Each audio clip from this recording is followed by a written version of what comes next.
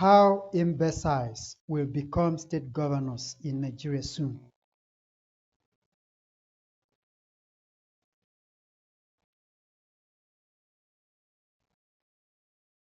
Note, if you want to read the textual version of this video article, refer to the description section of this YouTube entry. Nigeria is a stark example of where the blind leads the sighted as a norm. And it's a major reason we are where we are, falling into numerous ditches again and again, from year to year and from decade to decade. The problem is, unless the sighted rise to the occasion, I see the situation plummeting to even more unimaginable lows sooner than anyone can envision, is what I'm here to point out. Last December, we were all treated to the news of a state governor who could hardly read out figures already written down for him.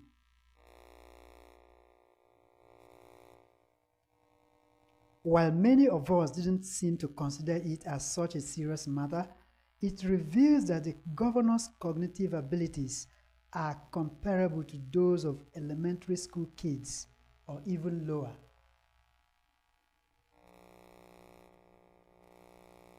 Imagine a multitude of other important decisions and actions affecting millions of people that will be subject to this governor's clearly cringeworthy incompetence. And why would anyone be surprised if a close aide of this same governor, occupying a role as sensitive as asset recovery, is caught manifesting such an abhorrent level of irresponsibility as spraying cash on dirty prostitutes?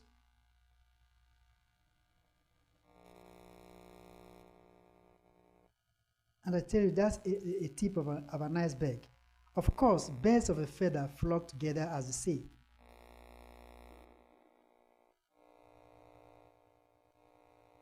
And why would anyone be surprised that Nigeria never works? With such a crop of leaders, in case you are guessing, there are hundreds of thousands of other Okumbowas occupying sensitive positions at various levels of governance in Nigeria's impunitocracy. For me, that's the right term to refer to the kind of government we have in Nigeria.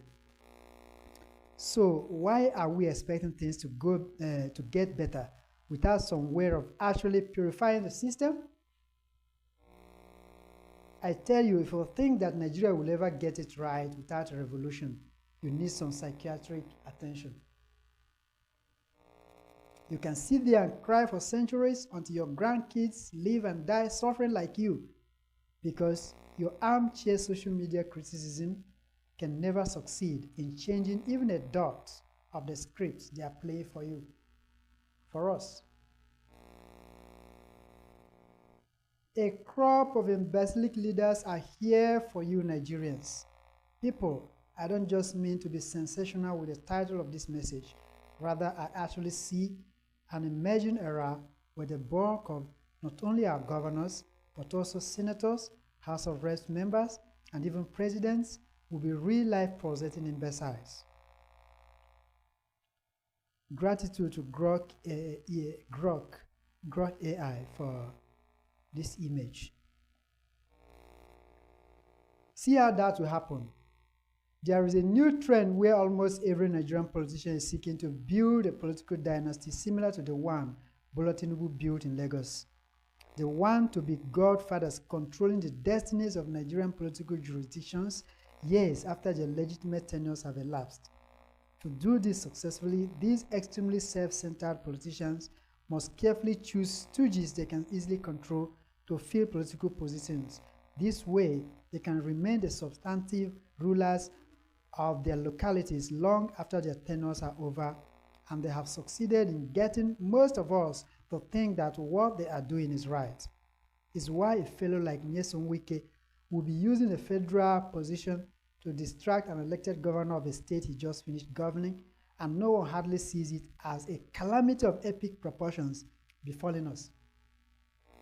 Imagine him the other day addressing a crowd right inside the state and boasting that the incumbent governor will never succeed until he submits to him.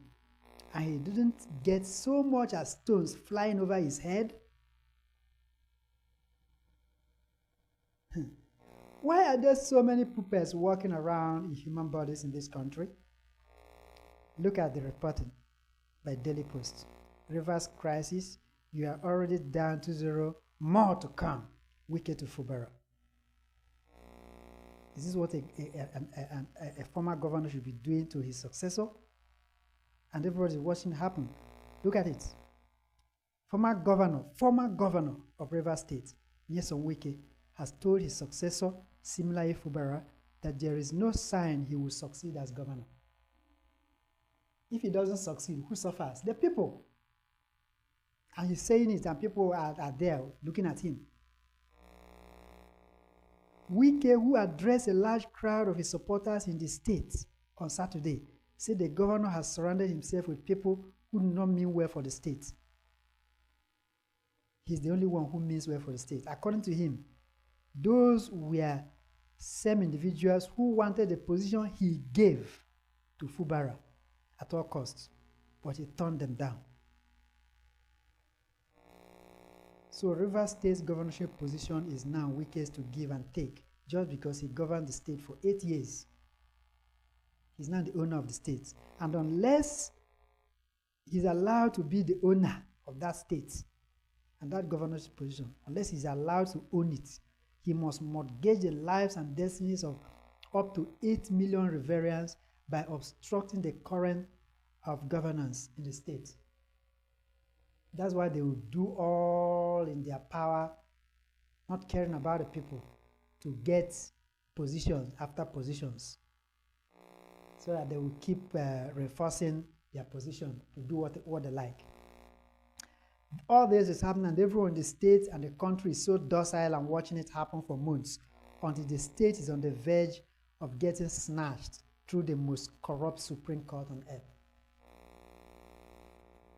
At last, godfathers are more important, far more important than the people in our supposed democracy. It's more than clear from the foregoing. Now, loyalty to a godfather, loyalty to a godfather rather than to the people is promoted as a virtue even by our educated class. See, for example, what Reno Omokri, a lawyer who should understand the principles and practice of democracy far better than the average citizen, wrote recently in praise of Bola Tinubu. See what he wrote, and I quote, "President Bola Tinubu gave the right hand of fellowship to General Buhari, who only became president because of the support of Asiwaju, only." So, just the support of one man. Someone is admitting that just the support of one man made someone president in a democracy, and he's proud saying it. And he's educated, he's a lawyer. I continue. Throughout the Buhari years, through thick and thin, Jagaban stuck with Buhari, even at the expense of losing some peripheral support. So the support of one man is what matters. The support of the people is not peripheral. Support among fringe elements in the Southwest, who felt that Buhari was running a very imbalanced administration that majorly favored his Fulani ethnicity. Look at it. So he's trying to insinuate that those people who say that Buhari was favoring his Fulani ethnicity he's trying to insinuate that they were the ones in the wrong. And he kept saying, even when herdsmen killed Mrs. Funke Olakorin, daughter of the leader of the Apex Lukumi Yoruba Sociocultural Organization, Afeni Fere, Paruban Fasorantin, Asiwaju remains steadfast in support for General Buhari. What this guy is actually saying is that it was right for the lives of Yorubas to be sacrificed for Tinubu to become president. And he's saying that those who thought that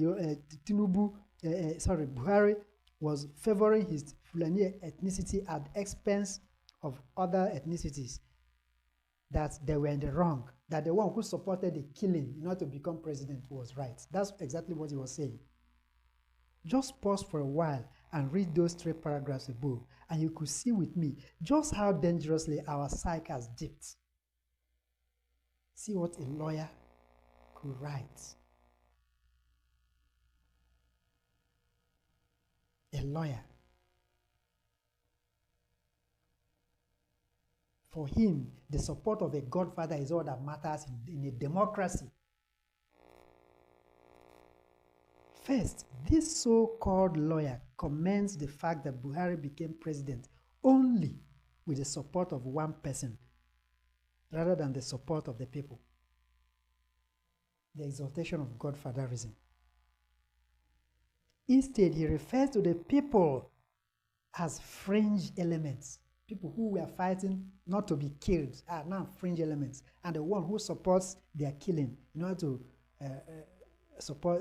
promote his political ambition is not the right person.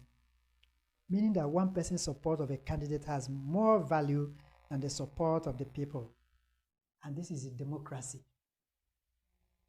And this is a lawyer talking. The most shameful of Omar's viewpoint here is this. He actually commends Tinubu's support of Buhari to have killed Tinubu's Yoruba people just for Tinubu to become president.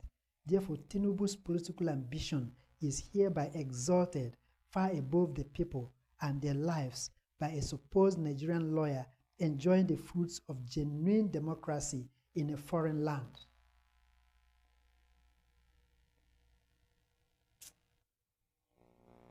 Now, with the ultimate godfather being our president at last, I see this ugly trend proliferating and spreading faster than COVID-19 virus.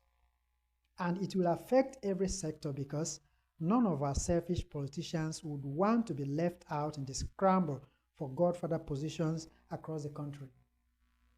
Every one of them must seek to become some people's godfather, so they must install imbeciles in positions of power so that they can control them easily.